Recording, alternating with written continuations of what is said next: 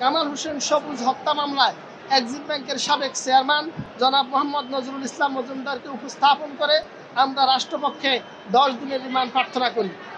আসামি পক্ষ রিমান্ড বাতিলপূর্বক জামিনের প্রার্থনা করেন। বিজ্ঞ আদালত উভয় পক্ষের শুনানি অন্তে সন্তুষ্ট হয়ে এই আসামিকে 10 দিন রিমান্ড প্রার্থনার প্রেক্ষিতে 3 দিন রিমান্ড প্রার্থনা মঞ্জুর করেন। এই আসামির সম্পর্কে আমরা বিজ্ঞ আদালতে যে সাবমিশন রেখেছি যে এই আসামি সাবেক স্বৈরাচার ফ্যাসিস্ট প্রধানমন্ত্রী শেখ হাসিনার অত্যন্ত ঘনিষ্ঠ এবং হাসিনার অর্থ যোগানদাতা।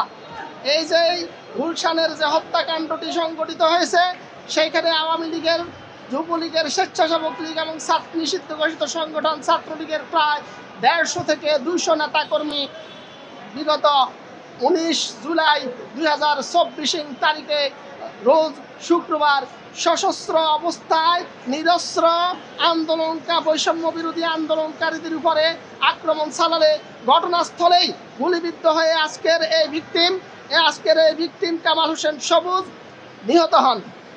এই হত্যা মামলায় কোনো আসামির এজাহারভুক্ত আসামির নাম উল্লেখ নাই, সেইখানে অজ্ঞাতনামা আসামিদের নাম বলা হয়েছে।